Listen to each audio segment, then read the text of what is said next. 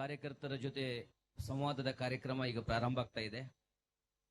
ದಕ್ಷಿಣ ಕನ್ನಡ ಜಿಲ್ಲೆಯಲ್ಲಿ ಮಂಗಳೂರು ನಗರ ದಕ್ಷಿಣದ ಈ ವಿಧಾನಸಭಾ ಕ್ಷೇತ್ರದಲ್ಲಿ ನಮ್ಮ ಪಾರ್ಟಿಯ ರಾಜ್ಯದ ಅಧ್ಯಕ್ಷರಾಗಿರುವಂತಹ ಸನ್ಮಾನ್ಯ ನಳಿನ್ ಕುಮಾರ್ ಕಟೀಲ್ ಜಿಯವರ ಉಪಸ್ಥಿತಿಯಲ್ಲಿ ಈ ಕಾರ್ಯಕ್ರಮ ನಡೀತಾ ಇದೆ. ಸನ್ಮಾನ್ಯ ನರೇಂದ್ರ ಮೋದಿಜಿಯವರ ಜೊತೆ ಇವತ್ತಿನ ಕಾರ್ಯಕ್ರಮ ಇಲ್ಲಿ ಸೇರಿರುವಂತಹ ನಮ್ಮೆಲ್ಲ ಈ ವ್ಯವಸ್ಥೆಯನ್ನ ಸನ್ಮಾನ್ಯ ನರೇಂದ್ರ ಮೋದಿಜಿಯವರು ಕೂಡ ವೀಕ್ಷಣೆ ಮಾಡಲಿಕ್ಕಿದ್ದಾರೆ. ಇಲ್ಲಿ ನಮ್ಮ ಪಾರ್ಟಿಯ ಒಬ್ಬರು ಬೂತಿನ ಅಧ್ಯಕ್ಷರು ಸನ್ಮಾನ್ಯ ಪ್ರಧಾನಮಂತ್ರಿಯ ಜೊತೆ ಒಂದು ಪ್ರಶ್ನೆಯನ್ನ ಕೂಡ ಕೇಳಲಿಕ್ಕಿದ್ದಾರೆ. ಸೇರಿರುವಂತಹ ಎಲ್ಲ ಕಾರ್ಯಕರ್ತರೊಂದು ವಿನಂತಿ, ನಮ್ಮೆಲ್ಲ ಮೊಬೈಲ್ಗಳನ್ನ ಒಂದು ಸ್ವಿಚ್ ಆಫ್ ಮಾಡ್ಕೊಳ್ಬೇಕು, ತಾವು ಸೈಲೆಂಟ್ ಮಾಡ್ಕೊಳ್ಬೇಕು. ಸನ್ಮಾನ್ಯ ಪ್ರಧಾನಮಂತ್ರಿಯವರು ಮಾತನಾಡುವ ಪ್ರಾರಂಭಿಸಿದ ನಂತರ ನಾವು ಯಾರು ಮೊಬೈಲ್ ಅನ್ನು ಯೂಸ್ ಮಾಡದೆ, ನಾವು ಕುಳಿತ ಪ್ರದೇಶದ ಯಾರು ಕೂಡ ಎದ್ದು ಹೋಗದೆ ಬಹಳ ಸಾವಧಾನವಾಗಿ ಹೃದಯ ಚಿತ್ತದಿಂದ ಸನ್ಮಾನ್ಯ ಪ್ರಧಾನಮಂತ್ರಿಯವರ ಭಾಷಣವನ್ನ ಆಲಿಸಬೇಕು ಎನ್ನುವ ವಿನಂತಿಯನ್ನ ಮಾಡ್ತಾ ಈ ಕಾರ್ಯಕ್ರಮದಲ್ಲಿ ಉಪಸ್ಥಿತರಿರುವಂತಹ ನಮ್ಮ ಪಾರ್ಟಿಯ ರಾಜ್ಯದ ಅಧ್ಯಕ್ಷರಾಗಿರುವಂತಹ ಸನ್ಮಾನ್ಯ ನಳಿನ್ ಕುಮಾರ್ ಕಟೀಲ್ ಜಿಯವರಿಗೆ ನಮ್ಮ ನಿಮ್ಮೆಲ್ಲರ ಪರವಾಗಿ ಆತ್ಮೀಯವಾದಂತಹ ಸ್ವಾಗತವನ್ನ ಕೋರ್ತಾ ಇದ್ದೇನೆ. ಹಾಗೂ ಈ ಕಾರ್ಯಕ್ರಮದಲ್ಲಿ ನಗರ ದಕ್ಷಿಣದ ಶಾಸಕರಾಗಿರುವಂತಹ ವೇದವ್ಯಾಸ್ ಕಾಮತ್ ಅವರಿದ್ದಾರೆ, ಕ್ಯಾಪ್ಟನ್ ಗಣೇಶ್ ಕಾರ್ಣಿಕ್ ಅವರಿದ್ದಾರೆ, ಮೋನಪ್ಪ ಭಂಡಾರಿ ಅವರಿದ್ದಾರೆ, ನಮ್ಮ ಗೋವಾದ ಮಾಜಿ MP ಹಾಗೂ ನಮ್ಮ ಪ್ರಭಾರಿಗಳು, ಗೋವಾದ ಪ್ರಧಾನ ಕಾರ್ಯದರ್ಶಿ ನರೇಂದ್ರರವರು ನಮ್ಮ ಜೊತೆ ಇದ್ದಾರೆ, ಜಿಲ್ಲೆಯ ಪ್ರಭಾರಿ ಕೃಷ್ಣದಾಸ್ ಅವರು ಕೂಡ ನಮ್ಮ ಜೊತೆ ಇದ್ದಾರೆ. ಹಾಗೂ ಸೇರಿರುವಂತಹ ಎಲ್ಲ ಕಾರ್ಯಕರ್ತ ಬಂಧುಗಳನ್ನ, ಮಾಧ್ಯಮ ಮಿತ್ರರನ್ನ ಮತ್ತೊಮ್ಮೆ ಸ್ವಾಗತಿಸ್ತಾ ಇದ್ದೇನೆ.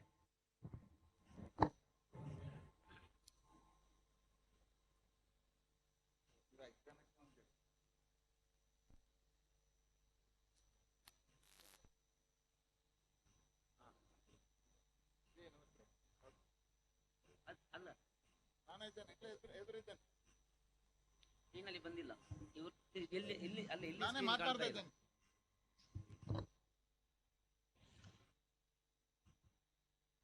ಎಲ್ಲರಿಗೂ ನಮಸ್ಕಾರ. ಇವತ್ತು ನಮ್ಮ ಸೌಭಾಗ್ಯದ ದಿನ. ರಾಜ್ಯದಲ್ಲಿ ಚುನಾವಣೆಯ ರಣರಂಗ ಪ್ರಾರಂಭ ಆಗಿದೆ. ಈ ಬಾರಿಯ ಚುನಾವಣೆಯಲ್ಲಿ ಕರ್ನಾಟಕ ರಾಜ್ಯದಲ್ಲಿ ಮತ್ತೊಮ್ಮೆ ಭಾರತೀಯ ಜನತಾ ಪಾರ್ಟಿಯ ಸರ್ಕಾರವನ್ನು ತರಬೇಕು ಅನ್ನುವ ಸಂಕಲ್ಪದಿಂದ ಅಹೋರಾತ್ರಿ ದುಡಿತಿರತಕ್ಕಂಥ ಕಾರ್ಯಕರ್ತರಿಗೆ, ವಿಶೇಷವಾಗಿ ನಾಮಪತ್ರ ಸಲ್ಲಿಕೆಯ ನಂತರ ಇಡೀ ರಾಜ್ಯದಲ್ಲಿ ಚುನಾವಣಾ ಮಹಾಪ್ರಚಾರ ಅಭಿಯಾನದ ಮನೆ ಮನೆಗಳ ಭೇಟಿಯ ಮಧ್ಯೆ ಈ ದಿನ ನಮ್ಮೆಲ್ಲ ಕಾರ್ಯಕರ್ತರಿಗೆ ಪ್ರೇರಣೆ, ಉತ್ಸಾಹವನ್ನು ತುಂಬಿ ಈ ಕಾರ್ಯಕರ್ತರನ್ನ ಚುನಾವಣೆಯಲ್ಲಿ ಇನ್ನಷ್ಟು ಶಕ್ತಿವಂತರನ್ನಾಗಿ ದುಡಿಯುವುದಕ್ಕೋಸ್ಕರ, ಪ್ರೇರಣೆ ಕೊಡುವುದಕ್ಕೋಸ್ಕರ ಈ ದೇಶ ಕಂಡ ಶ್ರೇಷ್ಠ ಜನನಾಯಕ, ಅಪರೂಪದ ಪ್ರಧಾನಮಂತ್ರಿಗಳಾಗಿರ್ತಕ್ಕಂಥ ನರೇಂದ್ರ ಮೋದಿ ಅವರು ಕಾರ್ಯಕರ್ತರ ಜೊತೆ ಸಂವಾದ ಕಾರ್ಯಕ್ರಮದಲ್ಲಿ ಭಾಗವಹಿಸಲಿದ್ದಾರೆ. ಇದೊಂದು ವಿಶಿಷ್ಟವಾಗಿರ್ತಕ್ಕಂಥ, ಕಾರ್ಯಕರ್ತರಿಗೆ ಅಭೂತಪೂರ್ವವಾಗಿರ್ತಕ್ಕಂಥ ಕಾರ್ಯಕ್ರಮ. ಈ ಕಾರ್ಯಕ್ರಮದಲ್ಲಿ ಭಾಗವಹಿಸಿರ್ತಕ್ಕಂಥ ಎಲ್ಲ ಕಾರ್ಯಕರ್ತ ದೇವರುಗಳಿಗೂ ನಾನು ಸ್ವಾಗತವನ್ನು ಅರ್ಪಿಸ್ತೇನೆ. ವಿಶೇಷವಾಗಿ ಇವತ್ತು ಮತಗಟ್ಟೆಯಲ್ಲಿ ಕೆಲಸ ಮಾಡತಕ್ಕಂಥ ಎಲ್ಲ ಕಾರ್ಯಕರ್ತರು ಇದರಲ್ಲಿ ಜೋಡಿಯಾಗಿದ್ದಾರೆ. ಪ್ರತಿಯೊಬ್ಬ ಕಾರ್ಯಕರ್ತನು ಮನೆ ಮನೆಗಳ ಸಂಪರ್ಕದ ಮುಖಾಂತರವಾಗಿ ಮತಗಟ್ಟೆ, ಶಕ್ತಿ ಕೇಂದ್ರ, ಮಹಾಶಕ್ತಿ ಕೇಂದ್ರ, ಮಂಡಲ, ಜಿಲ್ಲೆ, ರಾಜ್ಯದಲ್ಲಿ ಪ್ರಮುಖರೆಲ್ಲ ಸೇರಿ ಈ ಸಂವಾದದಲ್ಲಿ ಭಾಗವಹಿಸಿದ್ದಾರೆ. ಅಂತ ಎಲ್ಲ ನಾಯಕರನ್ನ, ಕಾರ್ಯಕರ್ತ ಬಂಧುಗಳನ್ನ ಹೃದಯಪೂರ್ವಕವಾಗಿ ಮತ್ತೊಮ್ಮೆ ಸ್ವಾಗತಿಸ್ತಾರೆ. ವಿಶೇಷವಾಗಿ ಚುನಾವಣೆಯ ಘೋಷಣೆಯ ಮುಂಚೆ ಈ ರಾಜ್ಯದಲ್ಲಿ 15 ಬಾರಿ ರಾಜ್ಯಕ್ಕೆ ಪ್ರವಾಸವನ್ನ ಕೊಟ್ಟಿರ್ತಕ್ಕಂಥ ಪ್ರಧಾನಮಂತ್ರಿಗಳು ಇಡೀ ರಾಜ್ಯದ ರಾಜಕೀಯ ಚಿತ್ರಣವನ್ನೇ ಬದಲಾವಣೆ ಮಾಡಿದ್ದಾರೆ. ಇಡೀ ರಾಜ್ಯದಲ್ಲಿ ಒಂದು ಹೊಸದಾಗಿರ್ತಕ್ಕಂಥ ಭಾರತೀಯ ಜನತಾ ಪಾರ್ಟಿಯ ಅಲೆ ಎದ್ದು ನಿಂತಿದೆ. ಇವತ್ತು ಇಡೀ ಕಾರ್ಯಕರ್ತರಿಗೆ ವಿಶ್ವಾಸ ಬಂದಿದೆ, ಬಹುಮತದ ಸರ್ಕಾರ ಭಾರತೀಯ ಜನತಾ ಪಾರ್ಟಿದು ಬರುತ್ತೆ. ಪ್ರಧಾನಮಂತ್ರಿಗಳ ಪ್ರೇರಣೆ ಅದ್ಭುತವಾಗಿ ನಮಗೆಲ್ಲರಿಗೂ ಸಿಕ್ಕಿದೆ. ಅದರ ಜೊತೆಗೆ ಕೇಂದ್ರದ ಎಲ್ಲ ನಾಯಕರು ನಮಗೆ ಬಂದು ಪ್ರೇರಣೆಯನ್ನ ಕೊಟ್ಟಿದ್ದಾರೆ. ಈ ಕಾಲಘಟ್ಟದಲ್ಲಿ ನಮ್ಮ ಜೊತೆ ಭಾಗಿಯಾಗಿರ್ತಕ್ಕಂತಹ ಜಗದ್ವಂದ್ಯ ಭಾರತ ನಿರ್ಮಾಣದ ಸಂಕಲ್ಪವನ್ನು ಹೊತ್ತ, ಜಗತ್ತಿನ ಎತ್ತರದ ನಾಯಕರಾಗಿರುವ, ಜಗತ್ತು ಕೊಂಡಾಡಿರ್ತಕ್ಕಂತಹ ಭಾರತದ ಸರ್ವೋಚ್ಚ ಪ್ರಧಾನಮಂತ್ರಿಗಳಾಗಿರ್ತಕ್ಕಂಥ ನರೇಂದ್ರ ಮೋದಿ ಅವರನ್ನ ಹೃದಯಪೂರ್ವಕವಾಗಿ ಸ್ವಾಗತಿಸ್ತೇನೆ.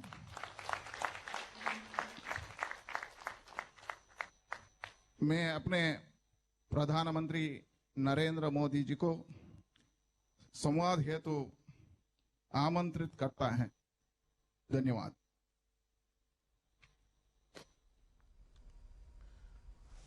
नमस्कार। कर्नाटका में लोकतंत्र का उत्सव चल रहा है। बीजेपी ने तो हमेशा चुनावों को लोकतंत्र के महोत्सव के रूप में सेलिब्रेट किया है। आप तो दुनिया को डेमोक्रेसी के सूत्र समझाने वाले भगवान बसवेश्वर जी की धरती से हैं।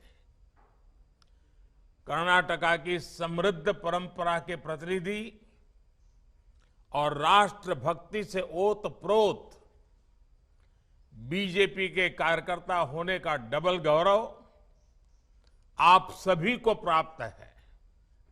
इसलिए आप सभी पर दायित्व भी डबल है और मुझे विश्वास है हर बूथ पर किया गया आपका प्रयास बीजेपी को कर्नाटका में रिकॉर्ड सीटों से जिताएगा।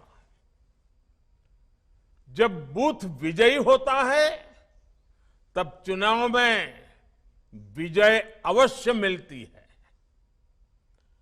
बूथ पर विजय दिलाने की आपकी भावना ही पार्टी को चुनाव जिताती है। पार्टी का एक अनुशासित कार्यकर्ता होने के नाते 2 दिन बाद मैं भी आप सभी कार्यकर्ताओं के बीच आ रहा हूं। कर्नाटका की जनता के दर्शन करने के लिए आ रहा हूं। कर्नाटका की जनता के आशीर्वाद लेने के लिए आ रहा हूं। साथियों, बीते दिनों मैं सरकारी कार्यक्रमों के दौरान कर्नाटका में जहां भी गया वहां की जनता ने हम सभी पर खूब आशीर्वाद बरसाया। आजकल चुनाव प्रचार के दौरान भी बीजेपी नेताओं पर जो भी नेता वहां जाकर के आते हैं जो बताते हैं, कर्नाटका के लोग अपना अपार स्नेह बरसा रहे हैं। हर छोटे मोटे कार्यकर्ता पर स्नेह बरसा रहे हैं। ये दिखाता है कि कर्नाटक की जनता का कितना विश्वास बीजेपी पर है।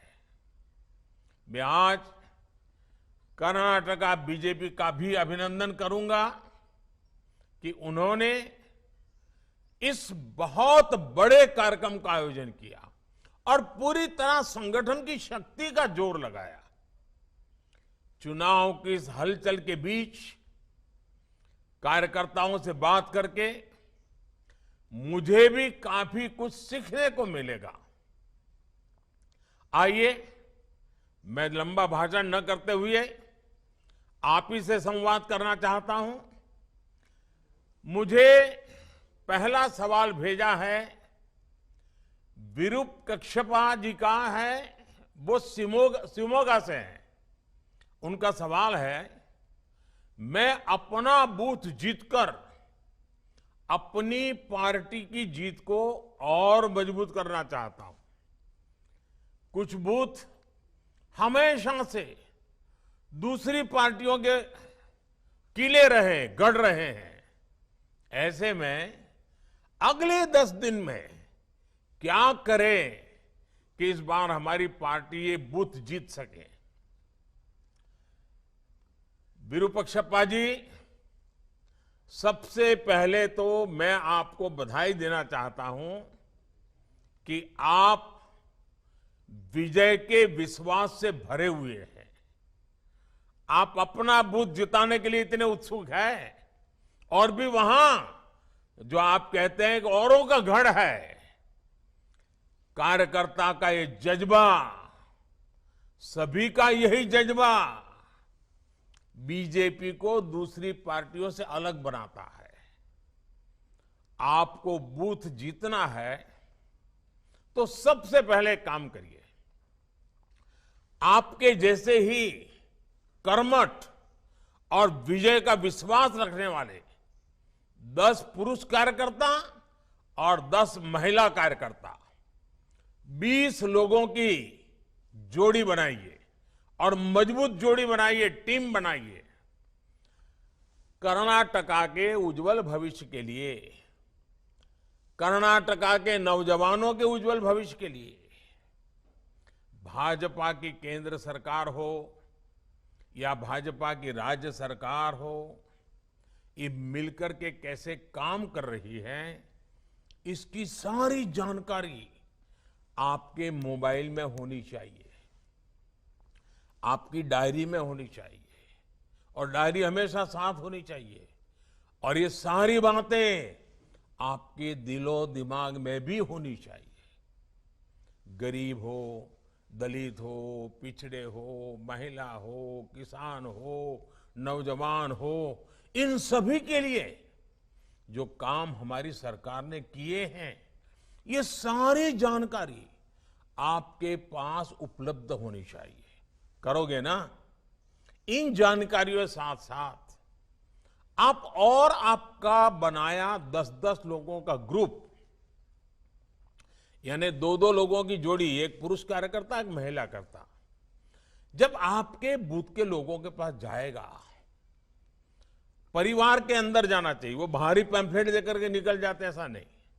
घर में जाकर के एक पुरुष कार्यकर्ता, एक महिला करता, दोनों साथ जाए, एक घर में जाकर के बैठे। बुजुर्ग लोग हैं तो उनको जरा प्रणाम कीजिए, बच्चों को प्यार कीजिए, परिचय पूछिए, घर में क्या करते हैं, कहाँ के हैं, कैसे करते हैं, क्या व्यवस्था, सारी बातें उनसे सुनिए। फिर कहिए कि देखिए हम तो भाजपा के कार्यकर्ता हैं, आप कुछ पूछना चाहते हैं क्या, आप कुछ कहना चाहते हैं क्या। फिर हम लारे जो काम है, सकारात्मक काम है, उनके साथ 1 to 1 बातें कीजिए। एक परिवार में आधा पौना घंटा, 1 घंटा बिताइए, बहुत फायदा होगा। बूथ जीतने की शुरुआत तब होती है जब कार्यकर्ता बूथ से जुड़े परिवारों को जीत लेता है, उनके दिल को जीत लेता है। आप लोगों से जब बातें करेंगे, कई स्तर पर चर्चा कर सकते हैं। जैसे दुनिया के अनेक देशों में अर्थव्यवस्था की हालत खराब है, लेकिन हमने कैसे भारत की अर्थव्यवस्था को मजबूती से संभाले रखा है, लोग देख रहे हैं, लोगों को पता होता है। दुनिया के अनेक देश कोरोना से लड़ने में पस्त हो गए, लेकिन भारत ने सफलता से कोरोना से लड़ाई लड़ी है।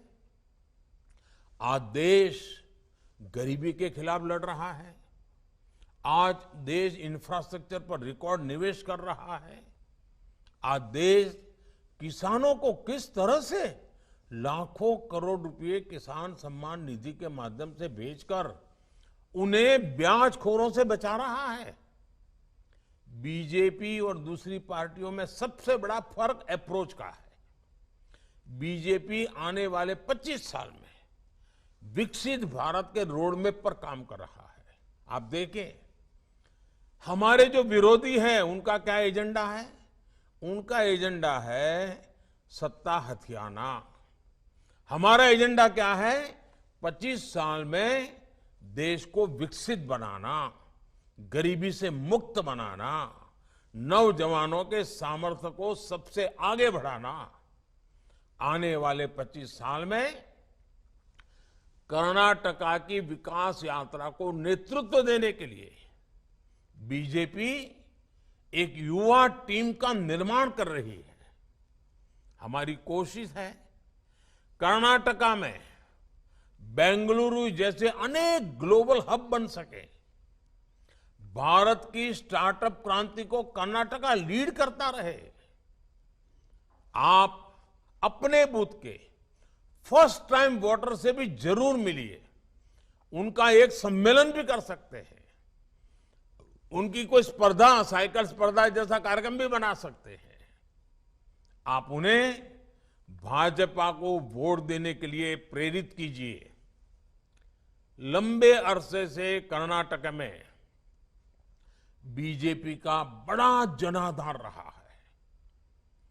आप पूर्ण बहुमत की स्थिर बीजेपी सरकार के लिए वोट मांगेंगे तो कर्नाटका की जनता जरूर आशीर्वाद देगी। उनको समझाइए कि कर्नाटक में लगातार अस्थिरता से कितना नुकसान हुआ है और दिल्ली में पिछले 9 साल से आपने मजबूत स्थिर सरकार बनाई, इतना कितना लाभ हुआ है। इस बार भी वहां पर मजबूत और स्थिर सरकार बनाइए। चलिए आइए, मैंने काफी लंबी बात कर ली शिवमोगा के हमारे साथियों से। अब दूसरा सवाल जो मुझे मिला है वो फकीरप्पा जिंदे जी का है। वो चित्रदुर्गा जिले से हैं और वो पूछते हैं, सर हम लोग हमेशा डबल इंजन सरकार की बात करते हैं, डबल इंजन सरकार की परिभाषा आपके लिए क्या है? डबल इंजन सरकार से कर्नाटक के विकास को क्या लाभ होगा? चलिए, फकीरप्पा जी ने बहुत ही अच्छा सवाल पूछा है, डबल इंजन सरकार के संबंध में पूछा है और उसका सीधा और साधारण मतलब है विकास की डबल रफ्तार।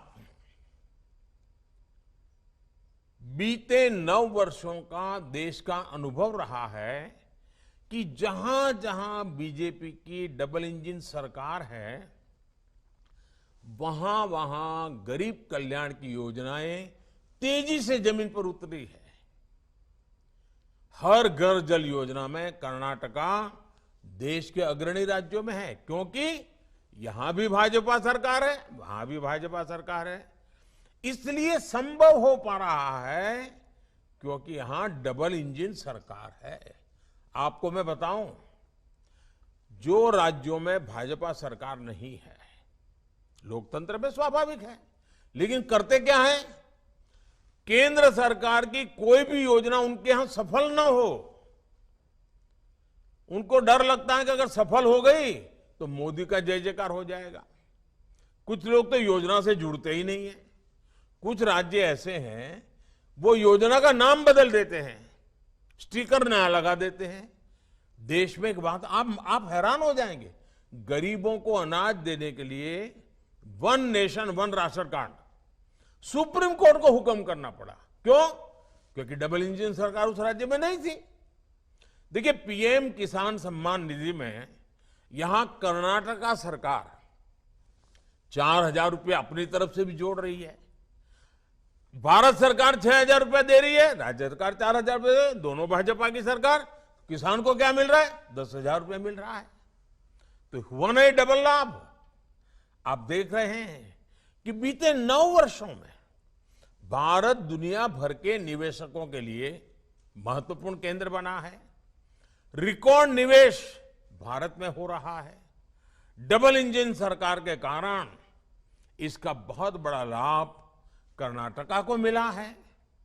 अगर यहां ऐसी सरकार आएगी जो बात बात पर केंद्र सरकार से लड़ती रहेगी, योजनाओं को रोकती रहेगी, जनता जनार्दन का जो भी हो जाए उनकी राजनीति चलते रहे, अगर यही हुआ तो सारे इंफ्रास्ट्रक्चर के प्रोजेक्ट्स को वो लटकाती रहेगी। हम रोड बना चाहेंगे, वो जमीन संपादन का काम ही धीरे धीरे करेंगे। तो कैसे निवेश आएगा? निवेश नहीं आएगा तो कर्नाटका में नए रोजगार कैसे बन पाएंगे? यानी डबल इंजन की सरकार का न रहने पर जनता पर डबल मार पड़ती है। और आप देखिए, आप सामान्य नागरिक से बात करते ये भी बता सकते हैं कि देखो भाई, ट्रैक्टर है, हम बहुत बढ़िया काम करता है, लेकिन ट्रैक्टर का एक पहिया आप मारुति कार का लगा दें तो बताइए वो ट्रैक्टर चलेगा क्या? किसी के काम आएगा क्या? वो खुद ही अपनी उसमें बर्बादी करेगा कि नहीं करेगा? जैसे एक ही प्रकार की व्यवस्था गति तेज देती है, वैसे ही डबल इंजन की सरकार गति तेज देती है।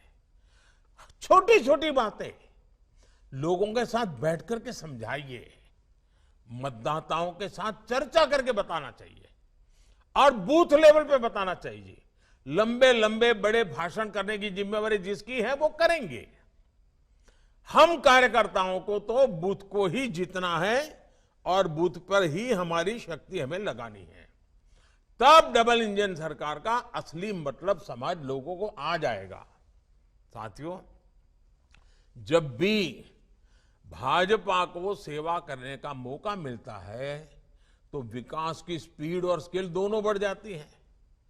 अब जैसे कुछ पार्टियां कह सकती हैं कि वो जब सत्ता में थी तो वो भी आवास से जुड़ी योजनाएं चलाती थी, तो ऐसे में भाजपा अगर आवास से जुड़ी योजना चला रही है तो उसमें नया क्या है, ऐसा बोलते हैं। इसका ही उत्तर है स्पीड और स्केल, सोच और अप्रोच। अब मैं आपको बताता हूं कि आवास योजनाओं में हमने क्या बदलाव किए। मैं ये छोटी छोटी बातें इसलिए बताता हूं कि आप कार्यकर्ताओं को मतदाताओं के बीच जाकर के बताने में सुविधा हो जाएगी। 2014 से पहले की योजनाओं में एक घर बनने में 300 दिन लगते थे। अब हमारी योजना में 100 दिन से भी कम समय में घर बन जाते हैं। पहले घर का आकार 20 वर्ग मीटर होता था, अब घर का आकार 25 वर्ग मीटर होता है। पहले की योजना में एक घर को 70-75 हजार रुपए की मदद दी जाती थी। अब यह मदद 1,30,000 रुपए यानी करीब करीब डबल कर दी गई है। इससे भी बड़ी बात यह है कि ये पैसे अब सीधे लाभार्थी के बैंक अकाउंट में भेजे जाते हैं। कोई बिचौलिया नहीं, कोई कट की कंपनी नहीं। पहले की आवास योजना में लाभार्थी की पसंद का बिल्कुल ध्यान नहीं दिया जाता था। हमारी सरकार की आवास योजना में घर उसमें रहने वाले परिवार की पसंद के हिसाब से बनता है। पहले की आवास योजना में 4 दीवारें खड़ी करके घर देने का दावा किया जाता था। आज घर, बिजली, नल से जल, टॉयलेट, एलपीजी कनेक्शन जैसी अनेक योजनाओं को साथ साथ दिया जाता है। मैं आपको स्पीड और स्केल का एक और उदाहरण देता हूं। देश में देखिए हेल्थ कितना महत्वपूर्ण विषय है, आरोग्य कितना महत्वपूर्ण विषय, लेकिन कैसे हाल रहा। देश में पहला एम्स 1956 में शुरू हुआ। कांग्रेस ने उसका भरपूर श्रेय लिया, ढोल बजाते रहे बस। लेकिन दूसरा एम्स कब शुरू हुआ? पहला तो 56 में बना, दूसरा कब शुरू हुआ इसके बारे में कांग्रेस कुछ नहीं बोलती है, मुंह पे ताला लग जाता है। आपको जानकर के हैरानी होगी, दूसरा एम्स बनने में करीब करीब 50-60 साल लग गए। वर्ष 2003 में जब अटल जी की सरकार आई तो उन्होंने और ज्यादा एम्स बनाने के बारे में योजना बनाई। ये योजना स्वास्थ्य सेवाओं और मेडिकल शिक्षा में क्षेत्रीय असंतुलन को दूर करने के लिए बनाई। इस योजना को भी यूपीए सरकार ने ठंडे बस्ते में डाल दिया। बहुत ज्यादा मांग बढ़ने और देश की जनता की मांग करने पर आधे अधूरे मन से काम किया गया। किसी तरह 2014 तक देश में एम्स की संख्या बढ़कर के 7 पहुंची। याद रखो, यानी 60 साल में एम्स की संख्या 1 से बढ़कर 7 हुई। लेकिन अगले 9 वर्षों में जब हम आए तो हमने देश में एम्स की संख्या को 3 गुना बढ़ा दिया। अब बताइए डबल इंजन सरकार की ताकत है कि नहीं है? अब देश में 7 नहीं 20 एम्स है, 20। इसके साथ ही देश में 3 नए एम्स पर तेजी से काम भी चल रहा है। यही हाल देश में मेडिकल कॉलेजों का भी था। आजादी से लेकर 2014 तक देश में मेडिकल कॉलेजों की संख्या 380 थी, 400 से भी कम। हमें आने के बाद पिछले 9 साल में देश में मेडिकल कॉलेजों की संख्या 600 से भी ज्यादा हो चुकी है। भ्रष्टाचार के खिलाफ लड़ाई में भी पहले और अब में बहुत बड़ा फर्क है। कांग्रेस ने भ्रष्टाचार मिटाने में कोई रुचि नहीं दिखाई, क्योंकि वो खुद ही भ्रष्टाचार का सबसे बड़ा स्रोत रही है।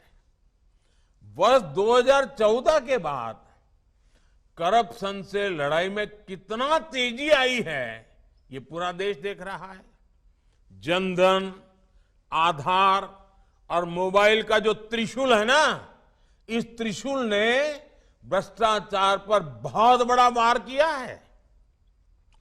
डायरेक्ट बेनिफिट ट्रांसफर ने देश के 2,75,000 करोड़ रुपए, याद रखिए, 2.25 लाख करोड़ रुपए जो चोरी होते थे, गलत हाथों में चले जाते थे, भ्रष्टाचार होता था, वो पैसे बचा लिए गए, जो आज गरीबों के, देश के युवाओं के काम आ रहे हैं। ये जनता के वो पैसे हैं जो बिचौलियों की जेब में चला जाया करते थे।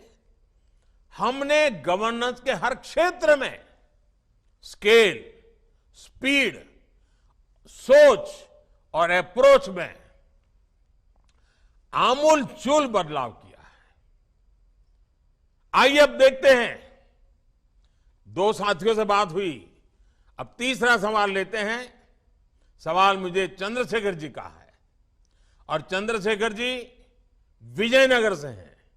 उनका सवाल है कि आपने, ये मुझे पूछ रहे हैं, आपने हमेशा से कहा कि कर्नाटका रामदूत हनुमान की नगरी है और संस्कृति से भरे प्रदेश का देश है और विकास, देश के विकास में ये बहुत बड़ा योगदान देने वाला प्रदेश है।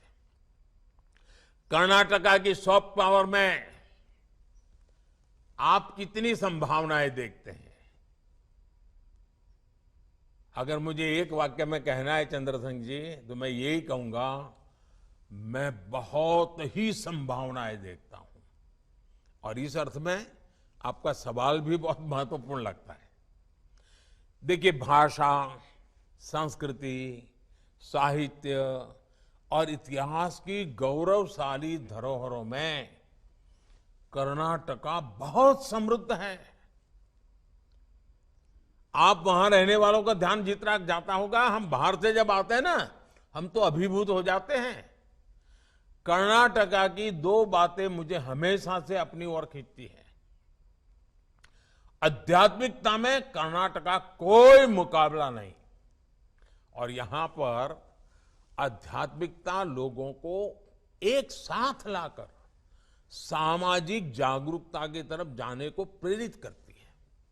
यहां अध्यात्म और सामाजिक उत्थान दोनों साथ साथ चलते हैं।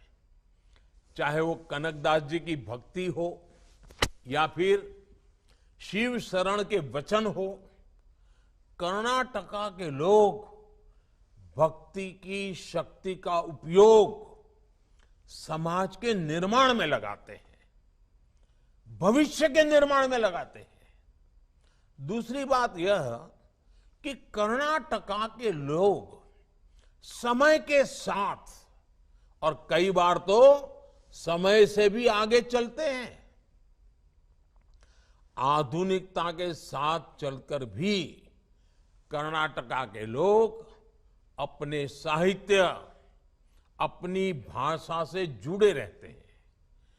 यहां के युवा कोडिंग भी करते हैं और कुवेम्पू जी की कविता भी पढ़ते सुनते हैं। आज भी कर्नाटका के युवाओं में कन्नड़ा साहित्य पढ़ने की संस्कृति जीवित है।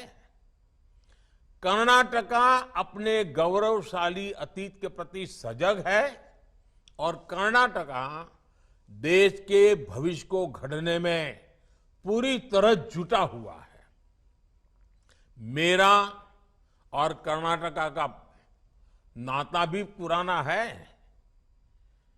कर्नाटका के लोगों के स्नेह को मैं दशकों से महसूस कर रहा हूं। मुझे दशकों से आशीर्वाद मिलते रहे।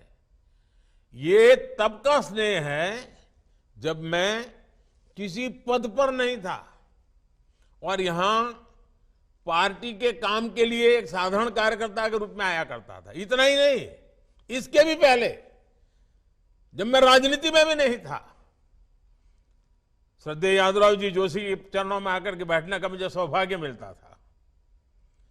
उस दिन से मेरा जो कर्नाटका और कर्नाटका के लोगों के साथ जो मेरा नाता जुड़ा, वो लगातार वो और मजबूत होता जा रहा है। इसलिए ही अक्सर मैंने मन की बात कार्यक्रम में कर्नाटका की संस्कृति की बात की है।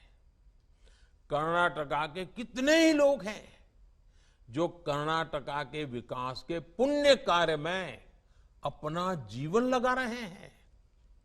ऐसे लोगों की तपस्या को सबके सामने लाने का प्रयास मैं मन की बात में भी मौका नहीं छोड़ता हूं।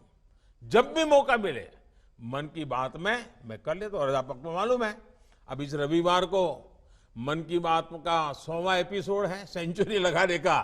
वो आपके आशीर्वाद से संभव है, देशवासियों के आशीर्वाद से संभव है। और मैं तो इसके लिए देशवासियों को बधाई देता हूं।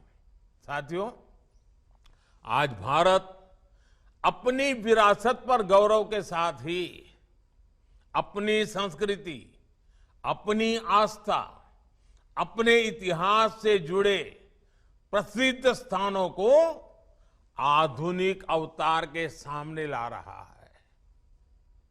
इसमें कर्नाटका की सॉफ्ट पावर की भी उतनी ही बड़ी भूमिका है।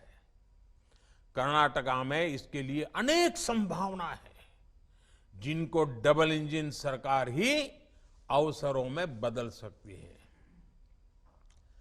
चलिए अब देखते हैं, हमारे साथ चौथा सवाल भी हो रहा है। ये अरुण सेठ जी का सवाल है और वो दक्षिण कन्नड़ा से हैं। उनका सवाल है कि कांग्रेस ने हर जगह मुफ्त रेवड़ियों का वादा किया है। मुफ्त की रेवड़ियों की राजनीति पर आपके क्या विचार, हमारा मार्गदर्शन करिए। एक तो मुझे अच्छा लगा कि हमारे कन्नड़ा भाषी भी लोग और छेक दक्षिण कन्नड़ा में भी रेवड़ी शब्द समझ आ गया है। देखिए, हमारे देश में कुछ राजनीतिक दलों ने राजनीति को सिर्फ सत्ता और भ्रष्टाचार का साधन बना दिया।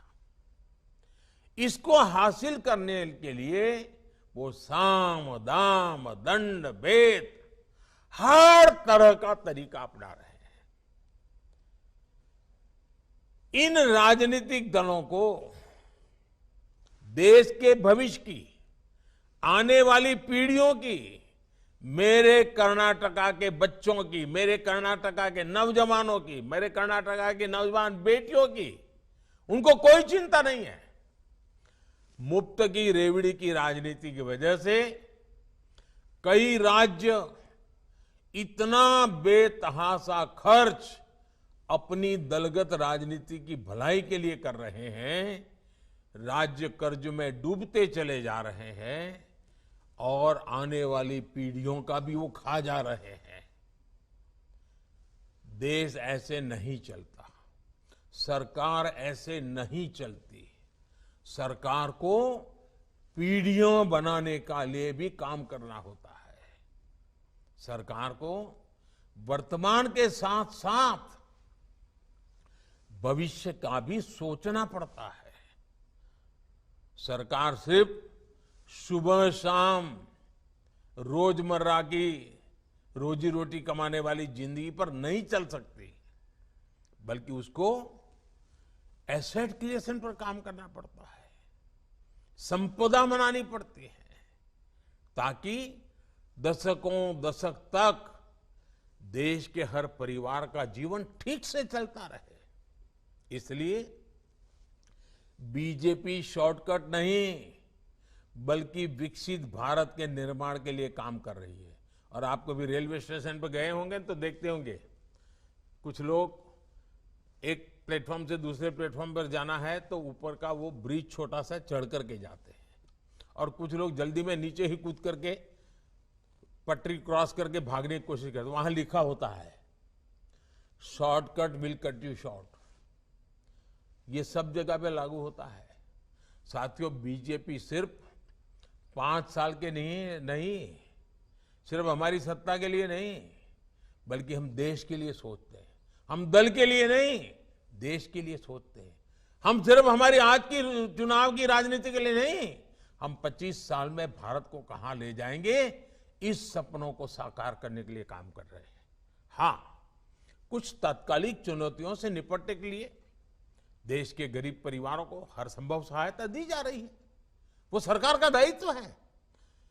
अब कोरोना वैक्सीन के समय हमें जरूरत लगी तो हमने मुफ्त वैक्सीन दिया देश को, क्योंकि जिंदगी बचानी थी, और वो आज मेरे देश को आगे बढ़ाने में काम कर रहे हैं। मुफ्त राशन देने की जरूरत पड़ी, देना था, दिया, क्योंकि देश में कोई व्यक्ति भूखा नहीं रहना चाहिए। लेकिन देश को आगे बढ़ाना है तो हमें ये रेवड़ी कल्चर से मुक्त होना ही पड़ता है। बीजेपी सरकार आज पूरे देश में आधुनिक फिजिकल, डिजिटल और सोशल इंफ्रास्ट्रक्चर पर अभूतपूर्व निवेश कर रही है। यही आज की पीढ़ी के साथ साथ भविष्य की पीढ़ियों को भी काम आने वाला है। अब देखिए, road, rail, airport, port, solar park, गरीबों के घर, पानी की लाइनें, gas pipeline, medical college, AIIMS, IIT, triple IT, IIM, ऐसी संपदा बनाने पर हमारा फोकस है। अब आज से 25 साल पहले अगर मेडिकल कॉलेज बनाई होती तो आज देश के पास लाखों डॉक्टर होते। हमें डॉक्टरों की कमी नहीं होती। नर्सिस की कितनी कमी है। अगर आज से 20, 25, 30 साल पहले आवश्यकता के अनुसार नर्सिस की कॉलेज बन गई होती तो आज देश में बच्चियों को अपना भविष्य बनाने के लिए कितना काम आता था। लेकिन उन्होंने उस समय की राजनीति की, भविष्य का सोचा नहीं। अब आज हम कितना ही दौड़ लगाएं, लेकिन जो 25 साल बर्बाद हो गए वो तो हो गए।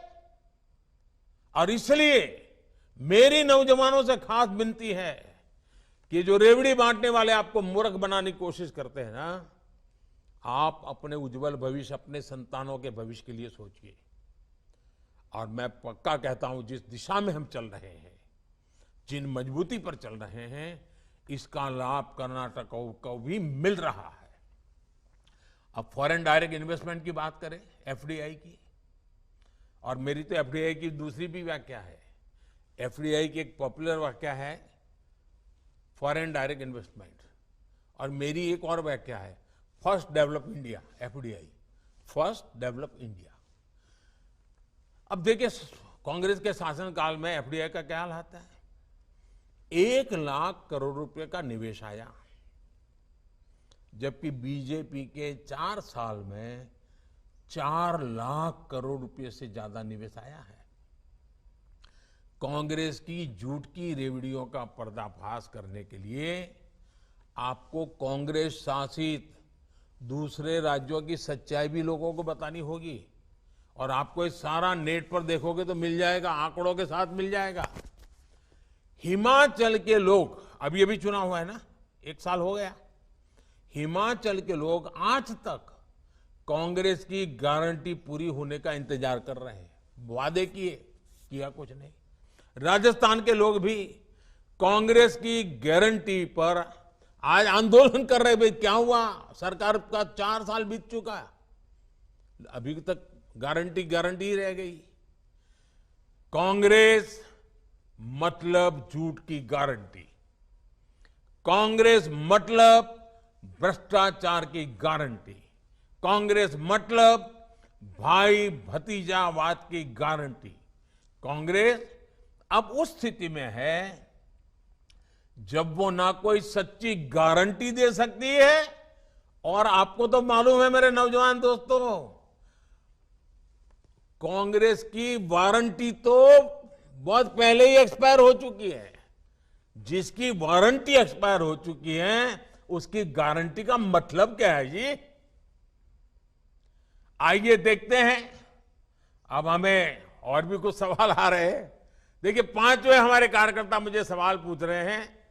श्री DR योगेश जी हैं, वो तो बेंगलुरु से है, और उनका सवाल है कि सरकार बनने के बाद हम आने वाले 5 साल में कर्नाटका को कहां देख सकते हैं?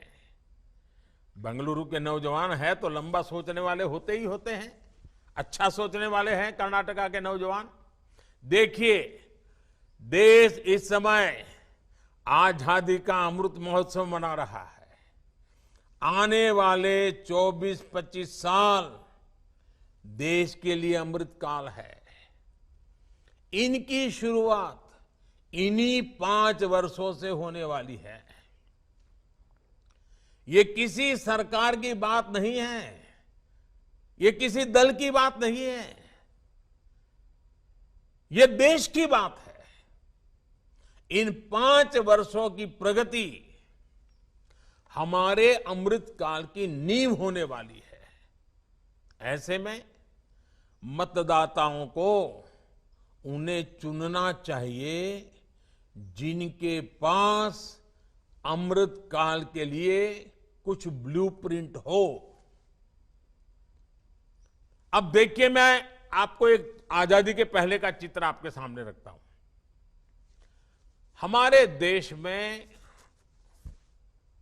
800,000 साल की गुलामी के कालखंड में इस देश का एक भी वर्ष ऐसा नहीं था कि आजादी के लिए किसी ने कोई जंग न किया हो।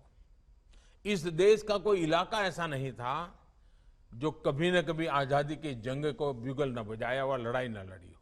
लेकिन 1920 के बाद पूज्य बापू के नेतृत्व में जो बातें शुरू हुई और पूज्य महात्मा गांधी ने आजादी लेके रहूंगा का जो मुद्दा आगे बढ़ाया, क्विट इंडिया का मुद्दा आगे बढ़ाया, 25 साल के भीतर यानी 800-900 साल से हम लड़ रहे थे, लेकिन वो 25 साल ऐसे महत्व के बन गए कि 1947 में आजादी आई।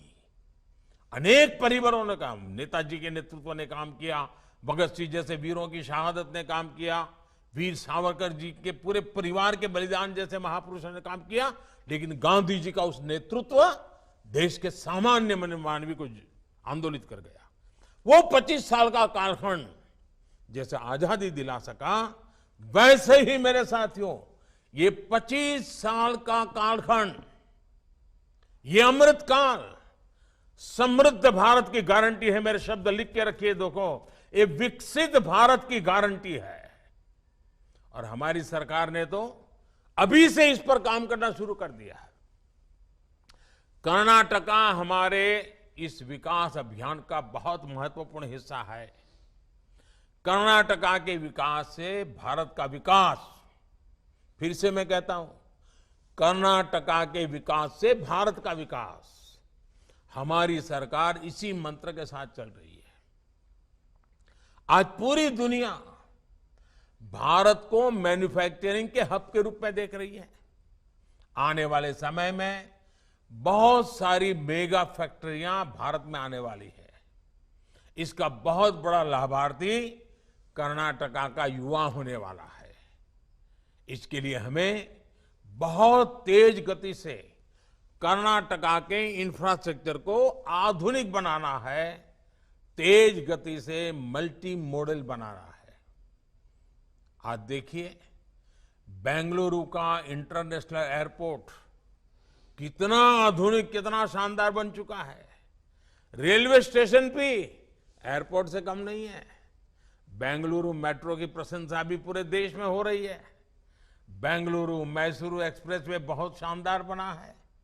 आज पूरे कर्नाटका में ऐसे प्रोजेक्ट्स पर काम चल रहा है। अब देखिए शिवमोगा एयरपोर्ट, बीदर एयरपोर्ट, तुमकुर में HAL की फैक्ट्री, ऐसे अनेक प्रोजेक्ट पूरे हो चुके हैं।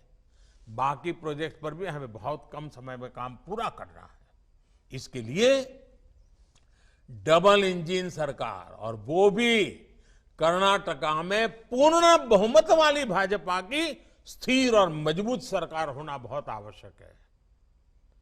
हम अगले 5 साल में ऐसा कर्नाटका बनाने वाले हैं जहां मेरे गांव का सामर्थ्य, मेरे किसानों का सामर्थ्य, मेरी माताओं बहनों का सामर्थ्य, मेरे नौजवानों का सामर्थ्य, मेरे दलित भाई बहनों का सामर्थ्य, मेरे आदिवासी भाई बहनों का सामर्थ्य, ये शक्ति, ये सामर्थ्यवान बने, सशक्त बने, समर्थ हो, संवेदनशील हो, और हम सब मिलकर के दिल्ली की सरकार हो या कर्नाटका की सरकार, मैं हूं या आप हो, कर्नाटका का विकास, देश का विकास, देश को गति देने के लिए कर्नाटक का विकास, हमें पूरी सक्षमता के साथ आगे बढ़ना है, विश्वास के साथ आगे बढ़ना है। साथियों, इन्हीं वजह से आज कर्नाटका की जनता बीजेपी की पूर्ण बहुमत की स्थिर और मजबूत सरकार बनाने के तैयार है। साथियों, ये मेरा सौभाग्य है कि मुझे आप सबसे आज बूथ लेवल के लाखों कार्यकर्ताओं के दर्शन करने का भी सौभाग्य मिला है, आपसे बातचीत करने का भी सौभाग्य मिला है, और मैं आश्वस्त हो गया हूं कि इस बार सारे रिकॉर्ड तोड़ करके भारतीय जनता पार्टी को कर्नाटका की जनता विजयी बनाने वाली है, आशीर्वाद देने वाली है। लेकिन साथियों, जनता के आशीर्वाद उसको हमें पोलिंग बूथ तक पहुंचाना पड़ता है। आंधी कितनी ही तेज क्यों ना हो, लेकिन साइकिल की ट्यूब लेके खड़े हो जाए तो हवा नहीं भरती है, पंप लगता है। वैसे ही आंधी है, आशीर्वाद का प्रवाह है, लेकिन पोलिंग बूथ तक ले जाने के लिए कार्यकर्ता डटे रहना चाहिए, बूथ कमेटी डटी रहनी चाहिए, बूथ की शक्ति लगनी चाहिए। और आप देखिए, बूथ विजय निश्चित हो जाएगा, और जब बूथ विजय हो जाएगा तो कर्नाटका के उज्जवल भविष्य की गारंटी भी पक्की हो जाएगी। और इसलिए हमें एक पल भी निश्चिंत नहीं। अब कुछ लोग कहेंगे, मोदी जी आपने सार्वजनिक रूप से इतनी सारी बता दी तो और पार्टियां भी ये उसका फायदा उठाएगी। मुझे कोई प्रॉब्लम नहीं है साथियों, सच्चे अर्थ में जनता के बीच में ईमानदारी से काम करने का हर एक को अधिकार है। लेकिन मुझे पक्का मालूम है, मैं सब पब्लिकली बता रहा हूं, तरीके बता रहा हूं, कोई सीक्रेट नहीं रखता हूं, लेकिन मुझे मालूम है उन लोगों की आदतें ऐसी हैं कि वो इस रास्ते पर चल ही नहीं सकते। ये तपस्या है, तपस्या, और भाजपा कार्यकर्ता तपस्या कर सकता है, इसलिए ऐसी बातें उनको कहने का मेरा हिम्मत हो जाती है। और मुझे विश्वास है कि आपकी तपस्या, आपका संघर्ष, आपका सामर्थ्य, बूथ पर ही ताकत लगाने का आपका संकल्प बूथ को विजयी बनाए के रहेगा। बूथ विजयी होगा तो कर्नाटका विजयी होने वाला है, बूथ विजयी होगा तो भाजपा सरकार पक्की बनने वाली है, और डबल इंजन सरकार वापस आएगी, ये मेरा पूरा विश्वास है। लोकतंत्र के उत्सव में आपकी भागीदारी, आपके परिश्रम को सशक्त करने के लिए मैं भी आपके साथ एक कार्यकर्ता के नाते जुटने वाला हूं। बीजेपी के कार्यकर्ता के नाते मुझसे जो कुछ भी बन पड़ेगा, आप कार्यकर्ता जो भी मुझे आदेश करेंगे, मैं भी कंधे से कंधा मिलाकर आपके साथ खड़ा रहूंगा, काम करूंगा। और कर्नाटक की जनता का आशीर्वाद लेना ये मेरे लिए बहुत बड़ा सौभाग्य होता है। आने वाले दिनों में हम घर घर जाकर बीजेपी के प्रति हर कन्नडिगा को, हर मेरे कन्नडिगा भाई को, उनके विश्वास को और मजबूत करेंगे। आपको पूरे विश्वास के साथ फ्रंट फुट पर खेलना है। हमें हर बूथ, हर पन्ने तक पहुंचना है। आप सभी को मेरी बहुत बहुत शुभकामनाएं, बहुत बहुत धन्यवाद।